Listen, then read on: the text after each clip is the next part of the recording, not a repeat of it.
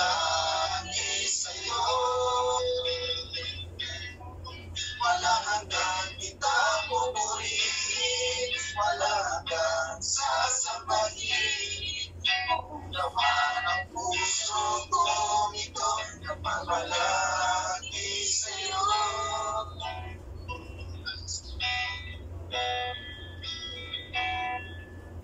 Gusto ika'y maranasan, pati sulahin, naasan at sa'yo ko lang ang buhay, kaya nagalakaw. Gusto ika'y maranasan, ang puso ko'y nagkakalang, iyong bukas at kailanman, sa pag-oy iaalam. Walang hanggang kita pupurihin, walang hanggang sasabahin. Ang puso kong ito, nagmamalagi sa'yo. Walang hanggang kita pupurihin, walang hanggang sasabahin. Ang puso kong ito, nagmamalagi sa'yo. Walang hanggang kita pupurihin, walang hanggang sasabahin. Ang puso kong ito, nagmamalagi sa'yo. Ang puso kong ito, nagmamalagi sa'yo.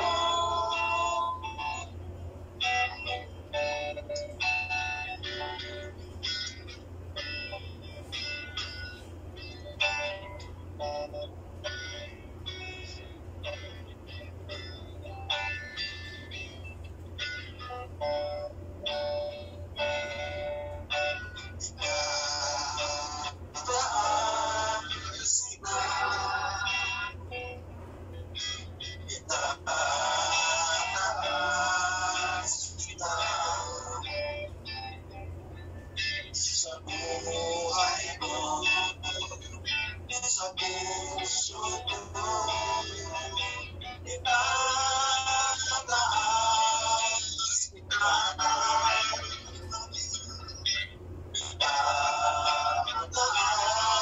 Itataas kita. Itataas kita. Sa buhay mo, sa puso ko, itataas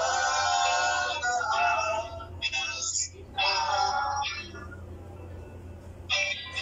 Ang may hiling na sa'yo ang sasabahin. Habang mayroong lakas, pupurihin kita. Panginoon mong Jesus, minamahal kita, tunay na Jesus, pag-ibig ko'y kaharangan.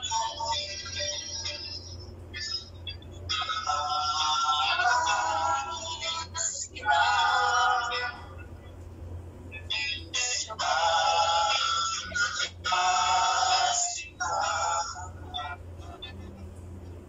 sa buhay ko, sa puso ko, itataas kita. Itataas kita. Itataas kita.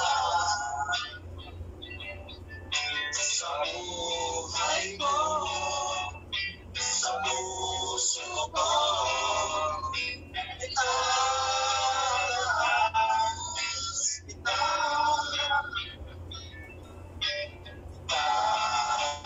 Itataas kita.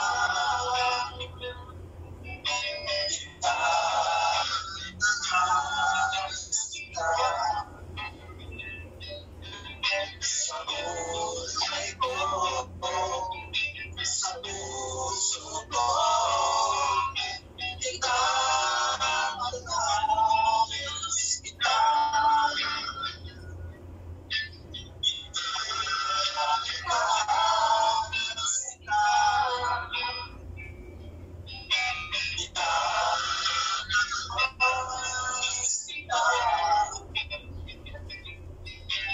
Sa buhay ko, sa puso ko, itataas kita. Sa buhay ko, sa puso ko, itataas kita.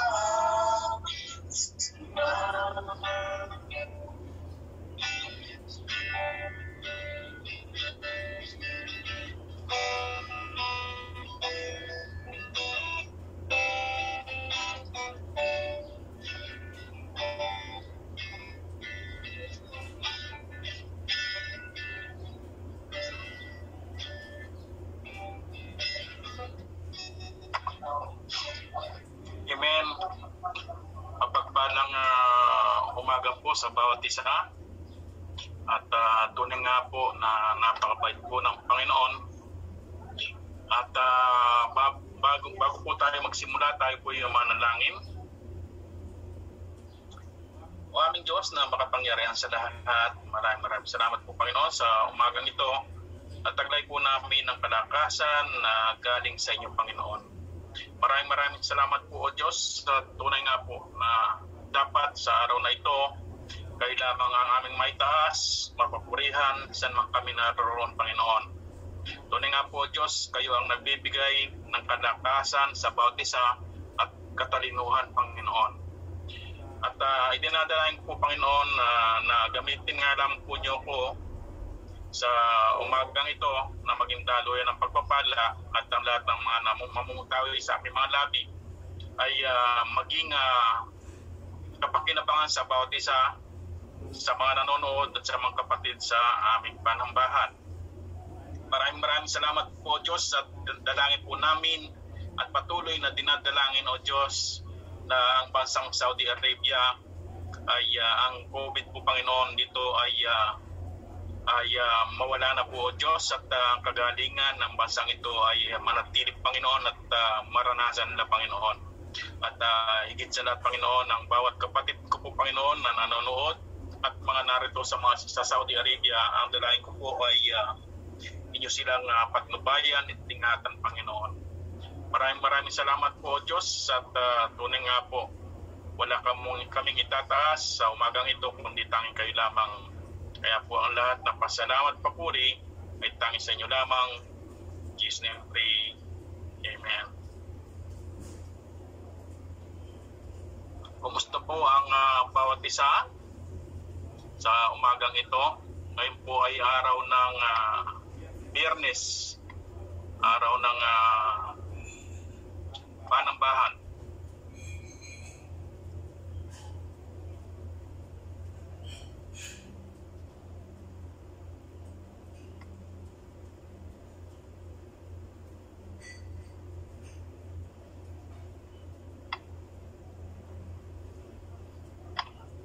Sandali lang po.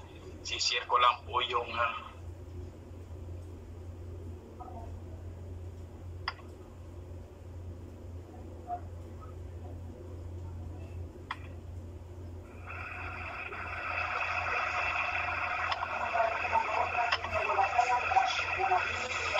Amen po.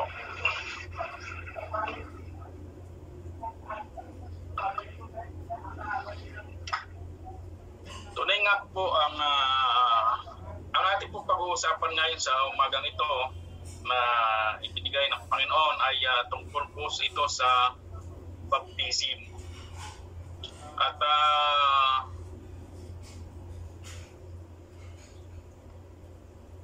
ito po ay napakahalaga sa ating kaligtasan o salvation po Panginoon o salvation. Ito po ay isang malaking pagtatalo o kung gaano ka-importante ito o hindi na kailangan. Sa isang Kristiyano, ang paniwala ko po, kapag ginawa mo ang pag sumunod po tayo sa baptism, ito po ay kalakip ng ating kaligtasan. Subalit marami po nagre-reject nito na hindi na raw po kailangan ito na mag-undergo ng baptism. Ako po'y naniniwala na ang bawat Kristiyano na dapat sila ay mabautismuhan sa tubig. Na sila'y mailubog at lumitaw muli. Makikita po natin sa Romans chapter 6 verse 3 up to 4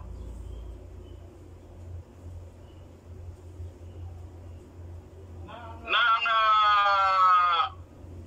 identification ng isang Kristiyano ay yung pagkamatay ng Panginoong Jesucristo, ibinurol, inilibing at yung kanyang resurrection. Ang sabi po dito,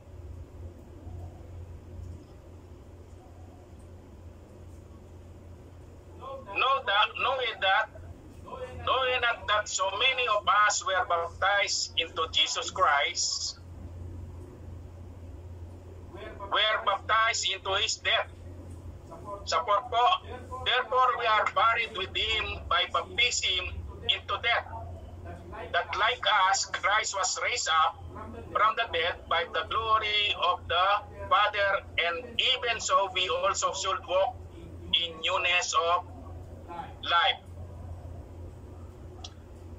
Kapag na-immerse po tayo sa water, it illustrates na yung pagkamatay ng Panginoon at yung pagkakalibing po niya.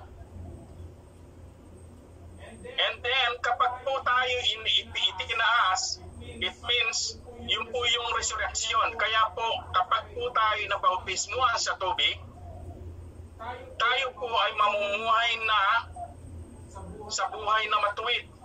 Yung luma po nating pagkatao ay dapat nang mawala sa atin.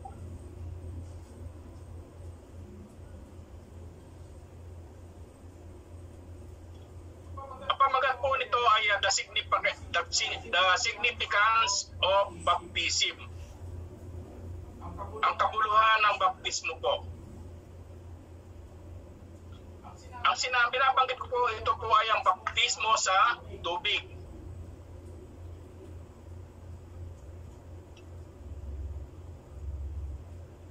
Sino ba ang sinugo ng Diyos sa pagbautismo sa tubig? Alam ko po na marami po ang nakababatid nito kung sino ang sinugo ng Panginoon. But tingnan po natin sa 1 John verse 6 up to 8. Ang sabi po there was a man sent from God whose name was John. Meron pong isang tao na sinugo ng Diyos. Ang pangalan po niya ay si Juan. Ito po si Juan Bautista. Sa 7, the same came for a witness, to bear witness of the light, that all men through him might believe. Siya po ay sinugo para magpatotoo tungkol sa ilaw. Sino po ba ang ilaw na tinutukoy dito? Wala pong iba kundi ang Panginoong Jesucristo.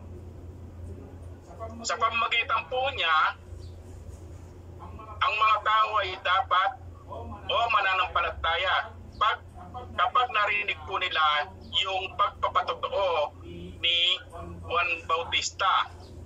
Sa 8 po, He was not that light, but was sent to bear witness of that light. Ang sabi po dito, si Juan Bautista po ay hindi po siya ang ilaw o hindi siya ang Panginoong Jesucristo. Pumarito si Juan Bautista upang pagtuhanan ang ilaw o ang Panginoong Kristo.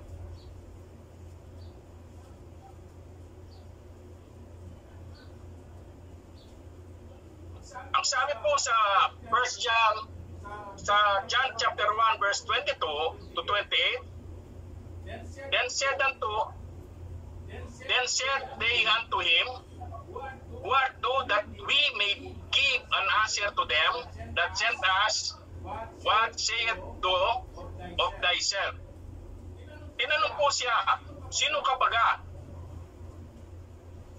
Upang ibigay namin ang kasagutan na kung sinong nagsugo sa amin. Ano ang sinasabi mo tungkol sa iyong sarili? Kaya po sumagot po si Juan Bautista sa 23.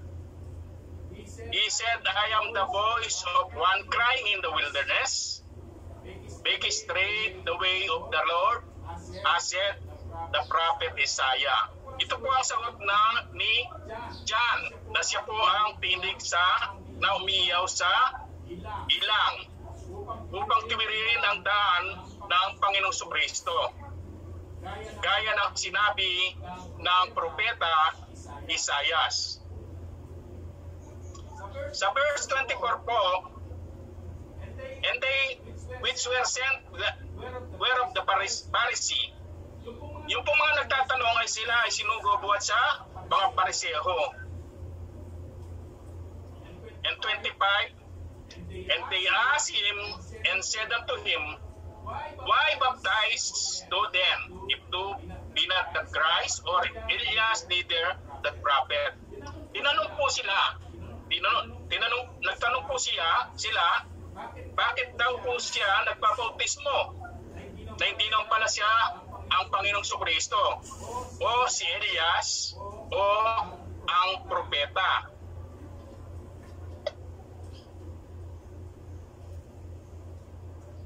Ito po ang sagot ni John sa 26. John answered them, saying, I baptize with water, but there standeth one among you whom ye know not.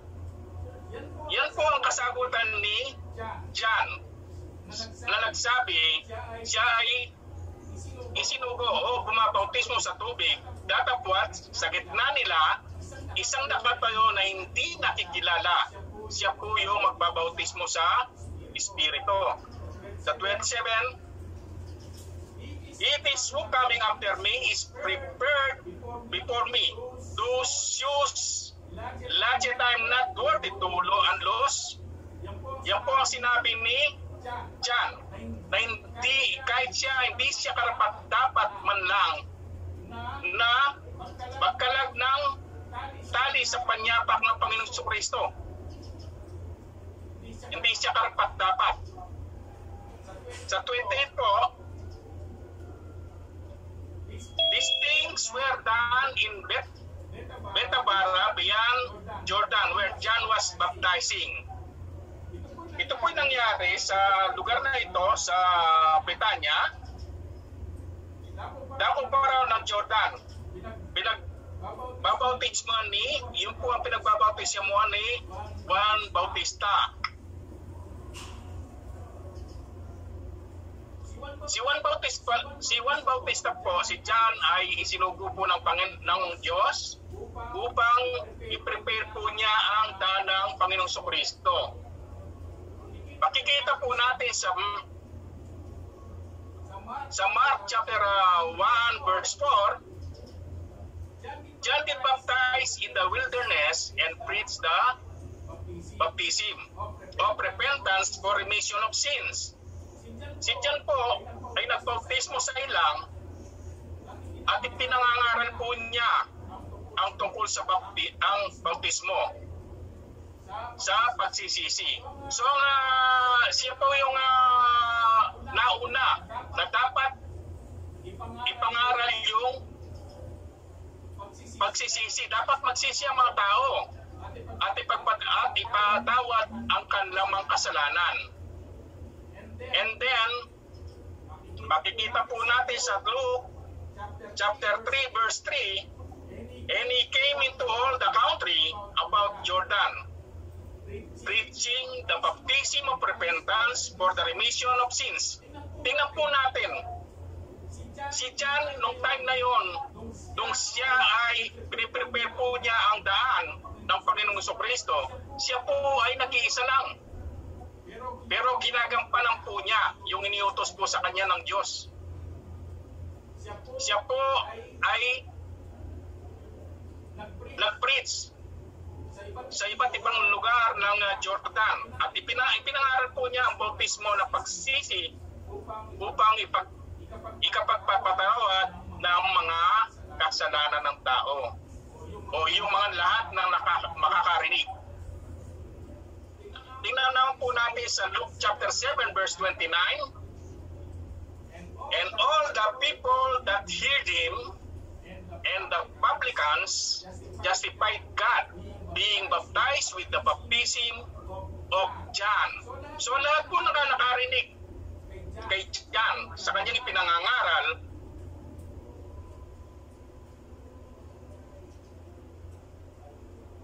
ay pinatutuhanan ng Diyos. Sila po ay nagsipagpabautismo kay Juan. Sila po ay naniwala. Sila po ay nagsisi. Kaya po napakahalaga po ng baptismong ito. And then sa Acts chapter 19 verse 4, ito po ang sabi ni Paul. And then said Paul, John verily baptized with the baptism of repentance, saying unto the apostle that they should believe on him which should come after him, that is, on Christ Jesus. Yan po ang sinabi ni Paul. Maging si Paul po ay pinatutuhan niya na si John ay nagbabautismo sa pagsisi at sinasabi sa bayan na sila'y magsapalataya sa darating sa hulihan niya. Sa makatuwid bagay, wala pong iba kundi ang Panginoong Jesucristo, ang kasunod po niya. Maging ang Panginoong Jesucristo, makikita po natin sa John 1 chapter 20 John chapter 1 verse 29 to 34.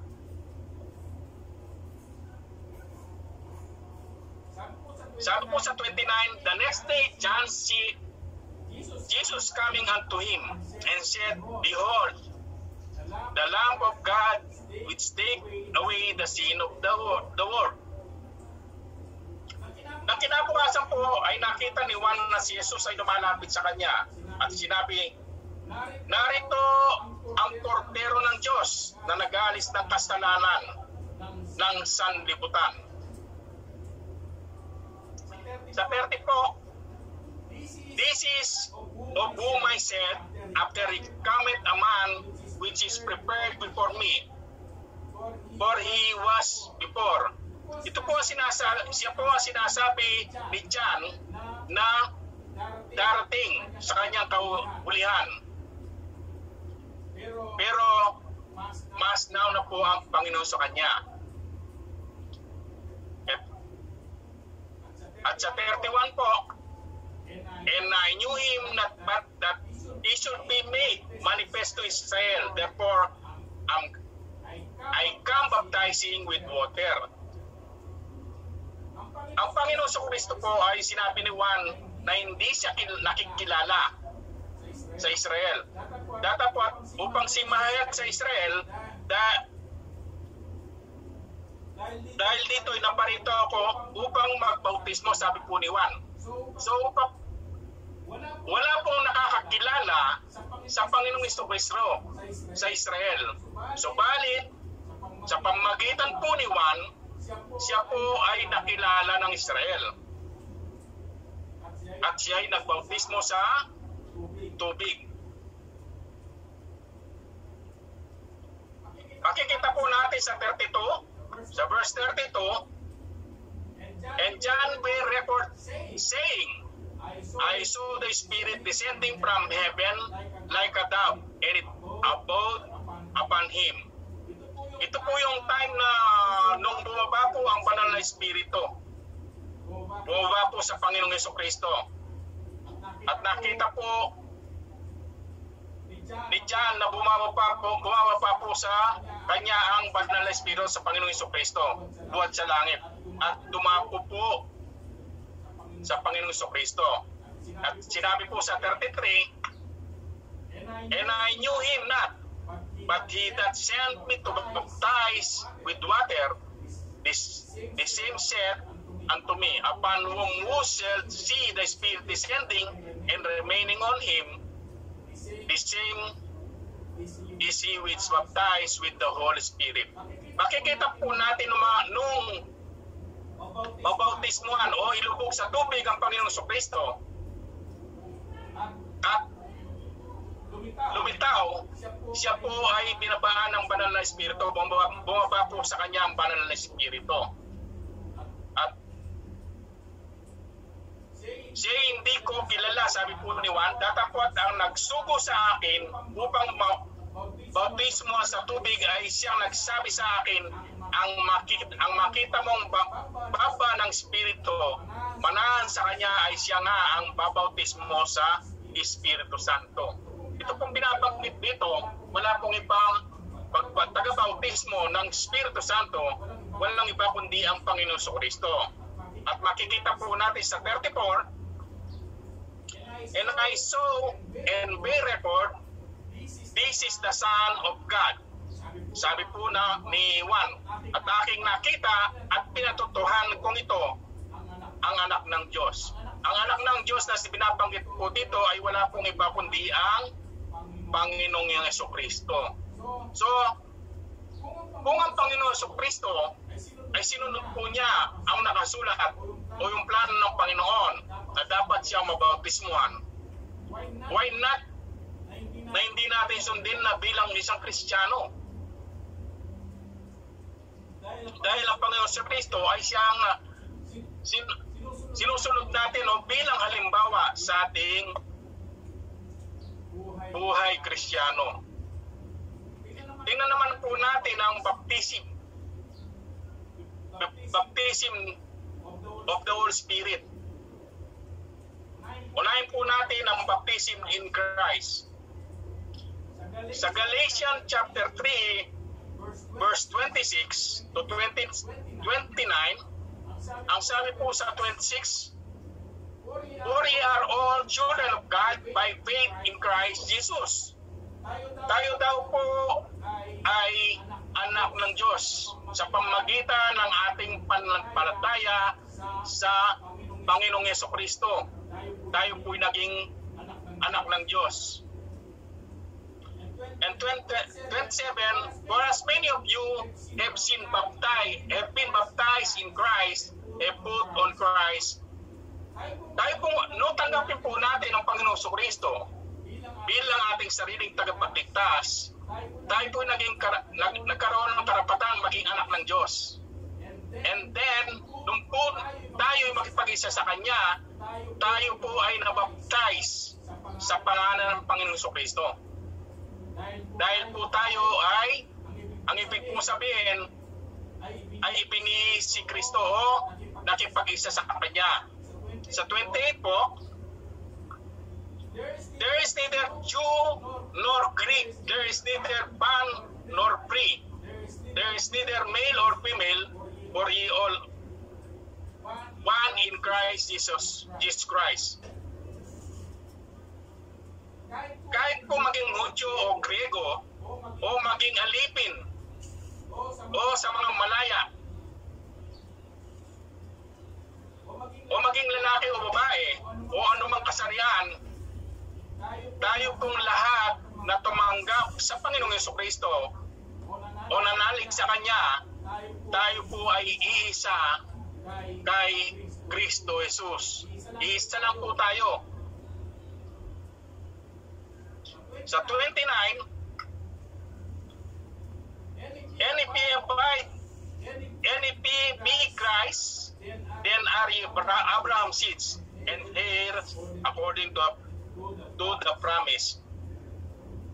Kung tayo nga po ay kay Kristo, o tayo nagipag-isa sa Panginoong Jesucristo at naniwala sa Kanya, tayo raw po ay binhi ni Abraham at isa tayo sa mga magiging tagapagmana sa pangako kay Abraham.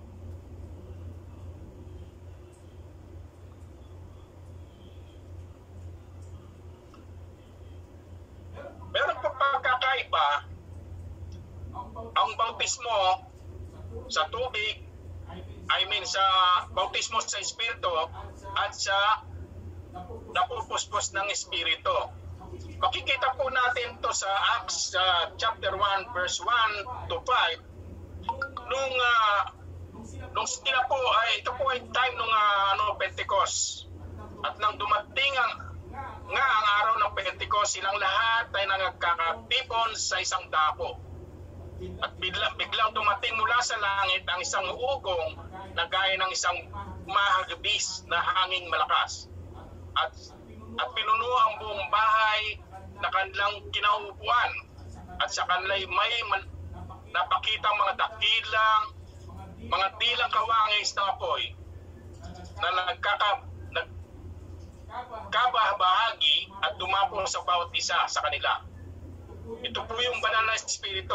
At silang lahat ay nangapuspos ng Espiritu Santo, nagsimulang magsalita ng iba't ibang wika ayon sa pinagkakaloob ng Espiritu sa kanilang salitain.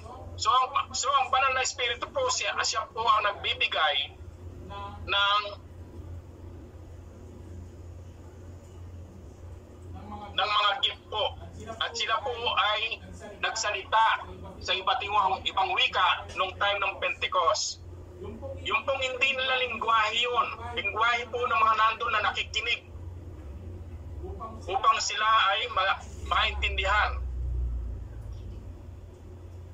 May mga nagsisitahan nga sa Jerusalem na mga Hudyo, mga lalaking reliyoso na buhat sa bawat bansa sa ilalim ng langit. At nang marinig ang ugong na ito ay nangakatipon karamihan at nangamaang sapagkat sa kanila'y narinig ng bawat isa na sinasalita ang kanyang sariling wika. At silang lahat ay nagtaka at nagsipaggilalas at nangagsasabi, narito, hindi baga mga Galileo ang lahat ang mga nagsisalitang ito. At bakit nga narinig ng bawat isa sa atin ang ating sariling wikang kinamulatan? Makikita po natin dito kapag napuspos ng banal na Espiritu ang isang tao, kahit ang kaharap po niya ay hindi niya kamukha ang lingwahe, lahat po ng lalabas sa kanyang mga labi ay maintindihan po ng taong mangkaharap nila. Ibig po sabihin, kapag napuspos po tayo ng banal na Espiritu, tayo po magkakaroon ng iba't ibang mga gift ayon po sa ibibigay po sa atin ng banal na Espiritu. Siya po ang nagbibigay ng mga regalo.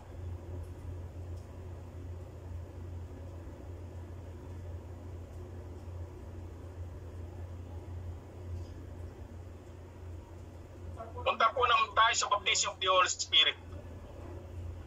Sabi po dito, sa Acts chapter 8 verse 14 up to 17, now when the apostles which were at Jerusalem heard that Samaria and had received the word of God, they sent unto them Peter and John. Nung marinig po na mga apostoles po ng mga taga Jerusalem at Samaria na tinanggap nila po ang Panginoon. Isinugo po nila si Pedro at si Juan. Bakit po sila sinugo?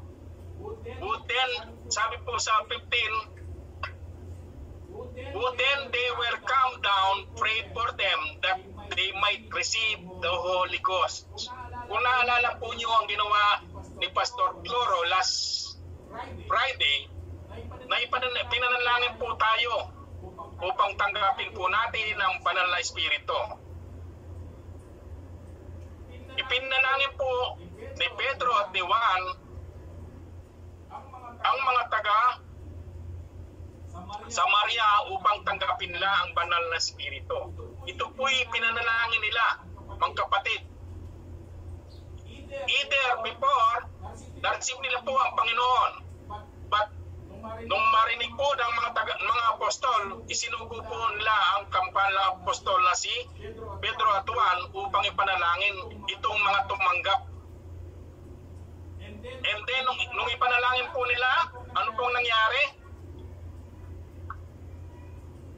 For as yet he was fallen upon none of them, only they were baptized in the name of the Lord Jesus. Nung ipanalangin po sila, bumaba po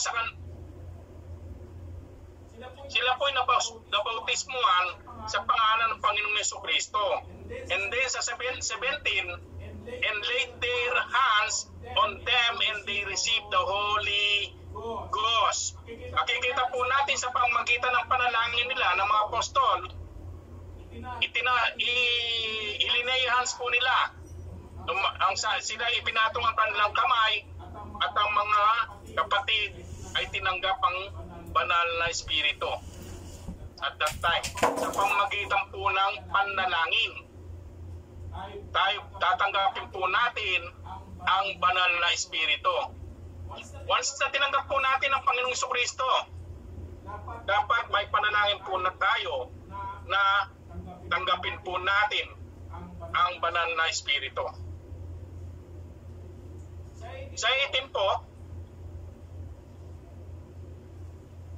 sa Matthew chapter 28 verse 18 to 20, ang sabi po dito sa 18, and Jesus came and spake unto them, saying, all power is given unto me in heaven and earth. Ito po ang sabi ng Panginoong Jesucristo. Lahat daw ng kapangyarihan ay ibinigay na sa Kanya, sa lupa at sa langit. Kaya ipinag-utos po niya, ito po ang inutos niya. Go ye therefore and teach all nations, baptizing them in the name of the Father and the Son and of the Holy Spirit. Yan po ang pinagagawa po niya, at pinagagawa po niya hanggang ngayon. Sa 20 sabi niya, teaching them to observe all things of whatsoever I have commanded you. Ito po ang maganda. And lo, I am with you always, even unto the end of the world. Amen. So wala po tayong dapat ikatakot, mga kapatid. Trabaho po natin ito, binibigay po sa atin ng Panginoon. So dapat po tayong humayo, turuan, ihanda, hawiin, handa ng Panginoon, at ibaptize po natin ang mga kapatid sa pangalan ng Ama, ng Anak, at ng Espiritu.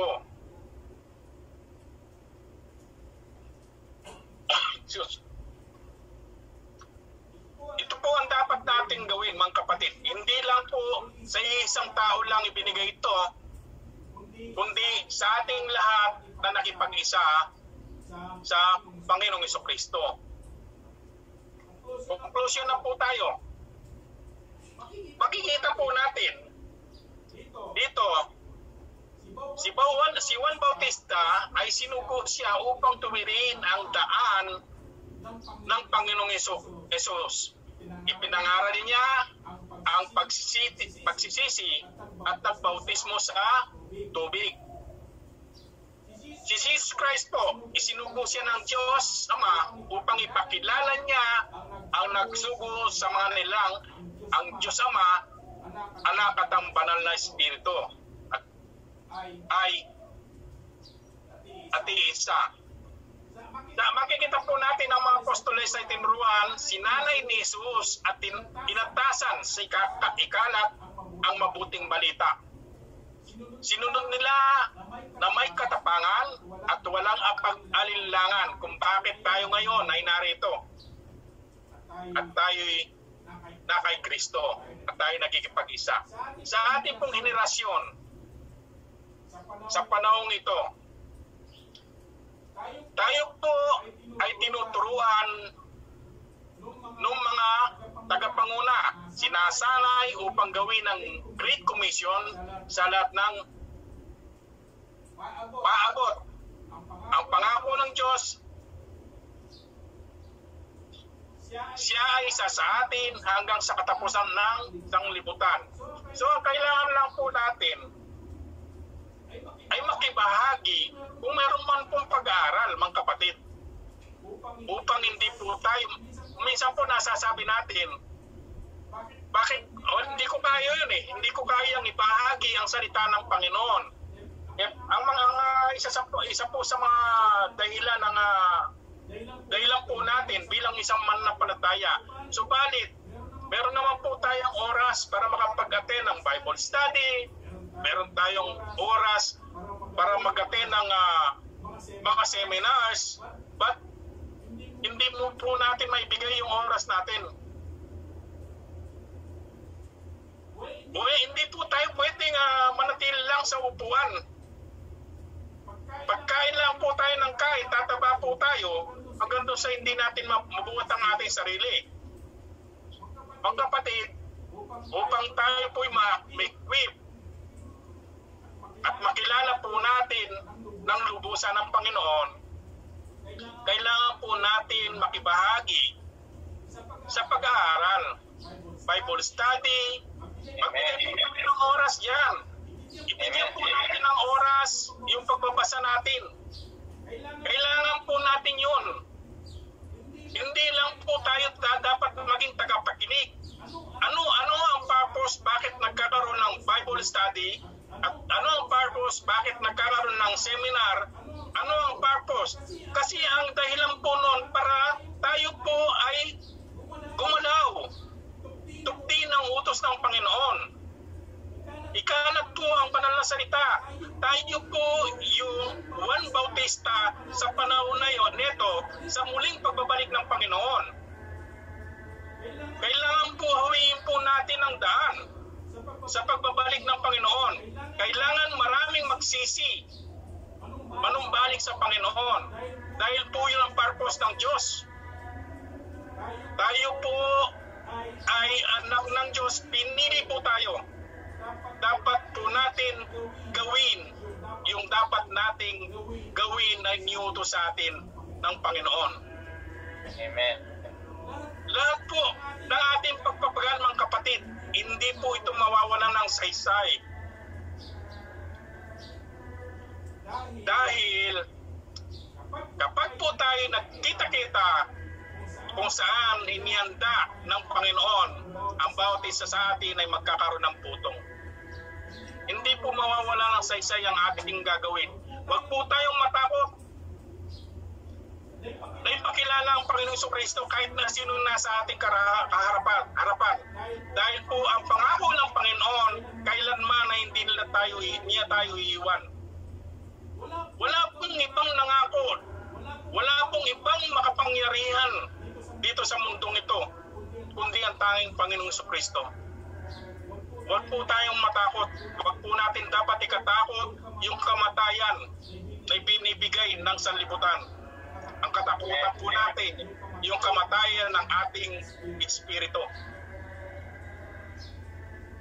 Katakutan po natin yung apoy na siyang tutupok sa atin kapag tayo po'y nanatiling suwail sa ating Diyos. Maraming salamat po. Meron po akong kauli-uli ang mga tanong. Na tanong. Ito po ay ang katanungan ko. Ikaw ba, kapatid, handa ka na ba na sundin ang iniutos ng Diyos na ipangaral ang mabuting balita? Halina, mga kapatid, tayo po'y patuloy na maglingkod sa Panginoon at wala pong dapat maitaas sa ating buhay kundi ang Diyos na buhay. Tayo po'y manalangin. Amang Diyos na makapangyarihan sa lahat, maraming salamat po sa maikling mensahe na binigay po niyo sa amin, Panginoon. Ang dalangin po namin, Panginoon, nawa sa aming pagbubulay-bulay ay patuloy namin ma-receive ang inyong mga panukala, mga revelation, Panginoon, tungkol sa aming buhay, kung ano ang dapat namin gawin, O Diyos. At kayo po, bigyan po niyo kami, Panginoon, ng lakas ng loob na maibahagi ang mga talentong ibinigay po niyo sa amin, Panginoon. Maraming salamat po. Tunay nga po na hindi kami dapat matakot sa pumapatay ng laman, kundi matakot kami sa pumapatay ng Espiritu. Maraming salamat po, O Diyos. Nawa, O Diyos, ang bawat isa amin na narito, nakikinig at makikinig pa at matutunghayan ang mensaheng ito. Nawa, O Diyos, pagdating nyo ay matagpuan ninyo kaming patuloy na nagtatrabaho sa inyong banal na ubasan. Maraming salamat po. Wala po kaming ibang itataas sa aming buhay at paglilingkuran, kundi kayo lamang, Panginoong Jesucristo. Kaya po ang lahat ng ito ay sinasamo namin sa inyo sa pangalan ni Jesus, namin Diyos at sariling tagapagligtas. Kag po ay nagsasabi ng Amen. Amen.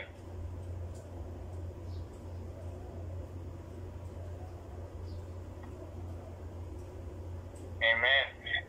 So, purihin po ang Diyos sa kanya pong makapangyarihang salita about baptism na muli po ipinaalala sa atin, mga kapatid. So, nawa po ay muli ay napagpala po tayo at nagkaroon ng conviction kung ano po yung nais ipagawa sa atin, ano po yung nais ng ating Diyos para po sa bawat isa sa atin. So, water baptism, baptism of the Holy Spirit. So, ito po ay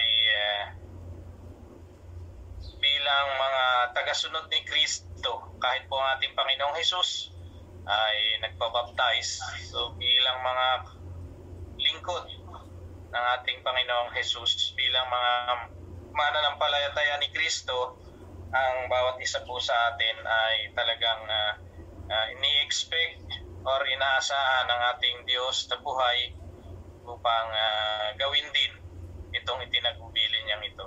Higit sa lahat po, ito po yung nakakabuti, higit yung pong gaya po nung baptism of the Holy Spirit. Ito po yung nakapagbibigay po sa atin ng kapangyarihan upang tayo po ay maging bold or maging magkaroon ng kalakasan or kapangyarihan sa paghahayag, higit sa lahat sa paghahayag ng salita ng Diyos. So mga kapatid, tayo po ay dadako sa sa ating pagbibigay. Alam niyo po, ang isa pong gawain, online man ito o physical or ano man pong sistema na ginagamit po natin when it comes to worship service, ay hindi po dapat mawala yung giving. At sa panahon po ngayon, na napapansin nyo na kung ang mga gawain ay nagiging online na, at palagay ko po ay ito na yung magiging trend sa mga darating pang panahon ng ating pong mga gawain ay virtual. Alam niyo po yung virtual, ibig sabihin we are not close physically, but we are being gathered by online application, by the internet. Kaya ito po yung mga kaganapan din sa mga huling araw. Itong internet, tinatawag nilang Internet of Things. So, online ang gawain. So, ang lahat ngayon, mga kapatid, kung mapapansin nyo, lahat online na. Meron na rin mga online na birthday celebration, online wedding, online, mga online. online lamay. Nagulat nga ako, pwede na palang maglamay online. So lahat po yan online na. Online worship service. So maging yung giving po natin ay online. Ano pong ibig sabihin po nito mga kapatid? Ito po ay trend na isang nakikita na natin na sa isa ng nagiging normal na sa mga panahon ngayon.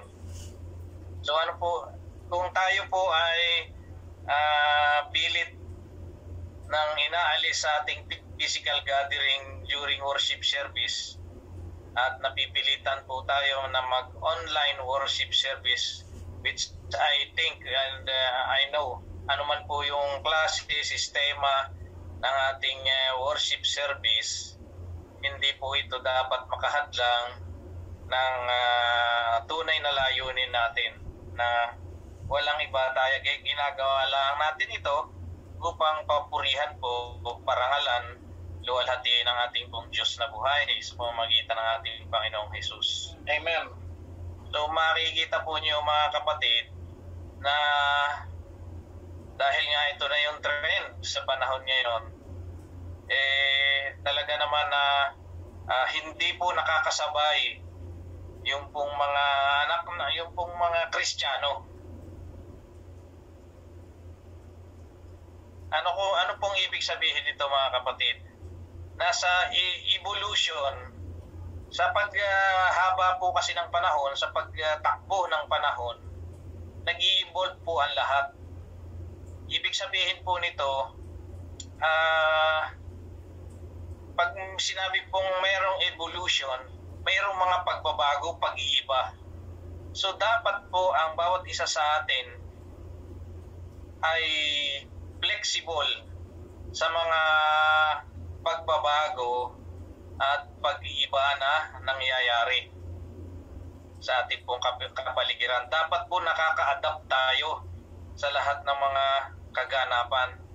Kung through online, kung through internet, so gagawin din tayo, mag-a-adapt to tayo, but not in a worldly way, but still the same in a way that will please God, in a way that will glorify our God. Yun po dapat mga kapatid. So kung mapapansin nyo, eto na nga, online service tayo. So just mag-click lang ang mga link and we can join the service. Pero ano pong nakita nyo mga kapatid, hindi pa rin tayo hindi pa rin tayo kumpleto. Ang nakikita ko ngayon, ilan lang tayo ngayon? Wala pa, 10 yata Siyang po yung naka-online. Yan po yung screen na naka-online, pero yung dalawa dito sa akin yung dalawa dito kay Kuya Joe at kay Kuya Lea. So ibig sabihin 7 lang tayo in total. Amen po ba mga kapatid? So ito po ay nagpapakita na talaga naman na nasusubok dito kung paano yung mga pananampalataya, kung hindi talaga nakakasabay sa ng panahon yung mga pananampalataya po ng iba. So pero alam nyo nga po, yung sabi ng ating Diyos, yung sabi ng Panginoon sa kanyang salita, ang mananatili hanggang wakas. So ibig sabihin niya, hanggang sa matapos ang mundong ito, we should remain. Kung ano man yung gawain, ano mang style yan, online, physical, or through ano pa mang platform, dapat manatili din tayo. Still we are joining together as a church. So dito po sa online giving, kahit po tayo ay nasa online worship service, tayo po ay nandun pa rin ang magbibigay. So paano naman pong sistema natin sa online giving? Sabi po niya, each of us, sabi sa 2 Corinthians 9:7, each of you should give what you have decided in your heart to give, not reluctantly, under compulsion, for God loves a cheerful giver.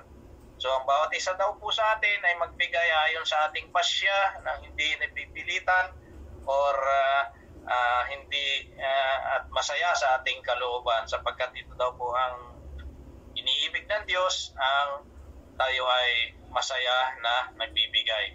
So sa pagkakataon pong ito, paano pong gagawin natin in our online giving? So sa mga ngayon, maaaring wala tayong mga anong tawag doon, yung mga application na pipindutin lang natin sa ating mobile phones, isesend natin sa ganitong halimbawa, ang ating treasurer, meron siyang online account. Sabihin na natin isang platform, halimbawa STC Pay through mobile number. We will just click, and then yung amount, click, then send. Ganun po yung ating magiging mga susunod na pagbibigay. So sa panahon ngayon, di ba tayo may kanya-kanya ng application ng tawakal na kailangan So ang susunod na po yan, magkakaroon na rin po tayo ng kanya-kanyang application wherein yung ating pera ay pwede na nating ipasa through online. Pwede na tayong mag-remit, pwede na tayong magpasa sa isang kapatid, pwede na tayong magbigay. So yan po yung ating magiging susunod na mga sistema sa atin pong online giving. So sa ano po ngayon, sa pagkakataong ito, those yung nasa church, pwede po tayong magbigay ng ating pong offering physically. But yung pong naka-join online, we can give, paki-forward lang po kay Ate Apple or kay Ate Tala, yung ating offering, lagay lang po sa sobre, lagyan natin ang pangalan, isend lang natin sa kanya, pakitala, or kung meron na po tayong mga STC Pay or banking online banking application, we can use that to give. So hindi po pa rin mapipigilan ng ating gawain being online yung ating giving. Bakit po mga kapatid? Ito pa rin po yung kukumpleto ng ating pagsamba, ng ating pagpupuri sa ating Diyos na buhay. So maraming salamat po. Nawa po tayo ay patuloy na magbibigay. Online service man tayo, malayo man tayo, but still yung ating pagsamba hindi po mawawalang kabuluhan kung tayo po ay mayroong offering at mayroon tayong pagbibigay. At huwag din po natin kalilimutan yung ating mga tithes. Maaaring iniisip po ng iba, tuwan-tuwa na, yehe, wala na akong tithes, wala na physical gathering. Hindi po yun ang ibig sabihin ng tayo ay nag-online, walang physical gathering. Still, kung mahal natin po ang Diyos at sa pagkaloob po natin ang buhay sa Kanya, kasama na yung tithes, ano man po itong gawain natin, online man po, virtual or physical, kasama na rin po doon yung ating pong tithes and offering. So tayo po ay manalangin mga kapatid. Maraming salamat po muli aming Ama sa araw na ito. Salamat muli sa pagkakataon na kami ay inyo pong hinayahan na matipon pa rin, makapagtipon pa rin, makapagsamba sa inyo, makapagpuri sa inyo. Higit sa lahat, makapagbigay sa inyo ng aming mga kaloob na siyang magkukumpleto sa aming mga papuri at pagsamba sa inyo. Hayaan nyo nga po, Panginoon, na hindi mapigilan ang anumang sitwasyon at anumang sistema at pagkakataon ang aming pagbibigay sa inyo. At patuloy namin gawin ito sapagkat kami nananampalataya pa rin, no, Diyos, na anuman po ang sistema ng aming pagsamba sa inyo, Lord, hindi napipigilan ang pagpapala na inyong inilaan sa amin. Kaya maraming salamat po, Ama, Sa lahat po ng ito, in Jesus' name I pray. Amen and amen. Tayo po ay magbigay.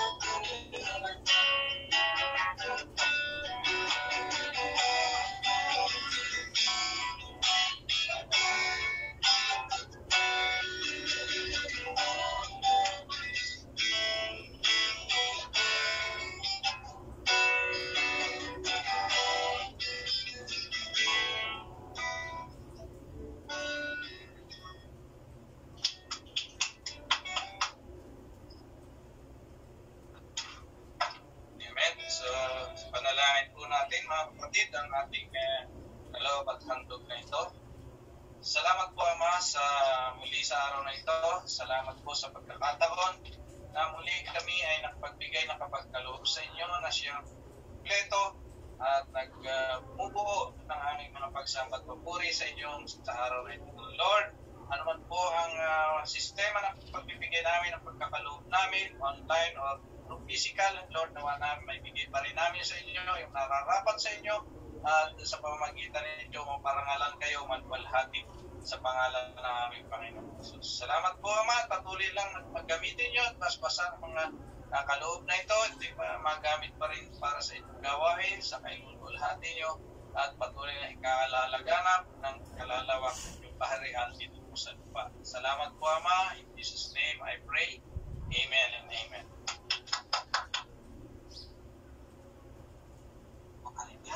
Tayo po ito kayo bilang para sa closing prayer. Hallelujah. Purihin ikaw Diyos, dahil naay ka, sambay ka sa Espiritu at Patutuhanan minsan pa, Ama, sa pangalan ni Jesus. Maraming salamat po Diyos sa katagumpayan ng inyong gawain sa araw na ito. Salamat sa mga salita na ibinigay sa amin sa buhay ng medyo. Salamat Panginoon sa mga salita na nagbigay sa amin na encouragement upang sa ganun ay patuloy pang makapaglingkod sa inyo. Salamat sa isang napakagandang worship service Panginoon na ibinigay sa amin. At pagkakamat, nasa ganito kaming sitwasyon, subalit hindi ito'y naging hadlang upang sa ganun ay kami masamba kayo kami pong may taas sa aming buhay. Salamat Panginoon sa naman pagkakataon dahil tinuturuan niyo ang bawat isa Panginoon na maging flexible sa lahat, sa bawat sitwasyon na aming pong pinagdadaanan. Salamat sa iyong kabutihan at maging sa oras na ito, patuloy po namin dinadalangin sa oras na ito ang lugar na ito, Diyos, na iiwan pananalian. Ang lugar na ito ang panambahan. Dalangin po namin na patuloy yung pag-ingat sa lugar na ito, O Diyos. Patuloy na pagpalain at hayaan, O Diyos, ang mandiribang anghel at siya patuloy na mag-ingat at lumabay sa lugar na ito. Maging ang bawat sa amin na narito, O Diyos, na nakinig na yung mga salita. Dalangin po namin na sa aming pakikinig, Panginoon, naniniwala kami na bit namin, taglay namin, Panginoon, ang pagbabalang na mumula sa inyo, Diyos. Naniniwala kami na sa araw na ito, pinalakas kayo, meron kayong pinagpala sa araw na ito, Diyos. Meron kayong may ginawa kayo sa bawat isa sa aming buhay, Diyos. Salamat sa Panginoon sa iyong pagkilos lagi sa aming buhay. Maging ang lugar na ito, Diyos, patuloy namin hiniling, Panginoon, ang patuloy na malayang pagkilos ay lagi na yung banal na Espiritu, Diyos. Maging ang pagkain na aming pagsasaluhan sa araw na ito, patuloy po namin dinadalangin ito, ang patuloy na pagbasbasyo sa pagkain ito, pagpalain na ang naganda, Panginoon, ng mga pagkain ito, Diyos, ibalik na sa Kanya ang mga lakas na nawala at hayaan ng mga pagkain ito, muli ay magbigay sa amin ng kalakasan, muli ay manumbalik ang aming mga lakas na nawala sa mga nakaraang oras, O Diyos, at hayaan, Panginoon, na sa oras nito, mga kapatid namin na hindi namin nakasama sa online, sa physically, Panginoon, dinadalangin po namin na patuloy niyo silang, Lord, patuloy kayo mausap sa kanila, Panginoon. Patuloy, O Diyos, na isaayos ang lahat ng mga bagay sa kanilang buhay, ang kanilang time, Panginoon. We pray, Lord, na maging sila kaya namin pong makasama, hindi man sa physical, subalit maging sa online, Panginoon, nais po namin sila makasama, makita man lang, Panginoon, sa online, Panginoon, na ganitong pagpipigod. Lord, maraming salamat. Inaangkit po namin ang isang 10% katagumpay ng buong maghapong ito, Diyos, na lilipas. Kaya maraming salamat. Ito po ang aming dalangin sa pangalan ni Jesus. Amen and amen. Amen. So sa atin pong benediksyon, ang patuloy na biyaya at habag ng ating Diyos Ama, ang pakikisa, ang pag-ibig, walang hanggang pagmamahal sa atin ng ating Panginoong Jesus, ang walang sawang paggabay, patnubay at pagsama sa atin ng banal na Espiritu, nawa ay sumatin lahat. Tagalay natin ang kapayapaan, ang pag-ibig at ang kagalakan sa ating buhay. At umayo tayo at patuloy na maranasan ang bautismo, higit sa lahat ng bautismo ng banal na Espiritu, ang kapangyarihan nito sa ganun mo ay makapta natin, magawa natin yung mga yung Great Commission na pinagkatiwala sa atin ng ating Panginoon Diyos. Maraming salamat po sa pagpangalan ng Ama, ng Anak, ng Diyos, Espiritu Santo. Amen.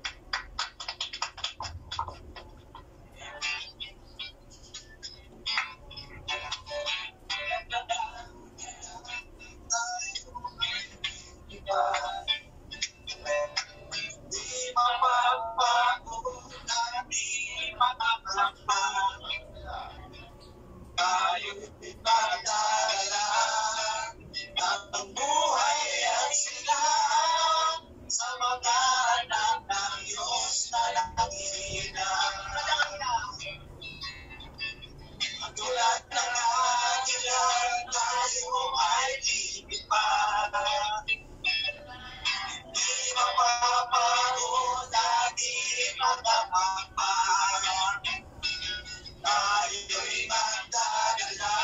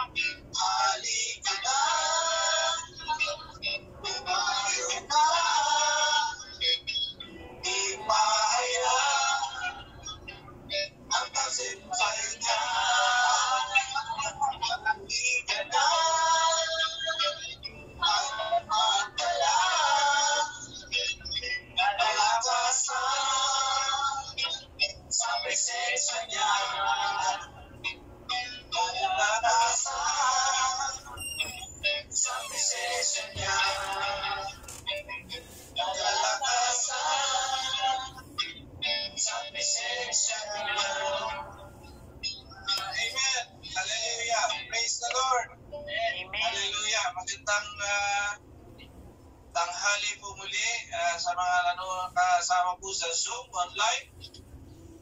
Binabati po kayo ng Panginoon. Purihin po ang Diyos.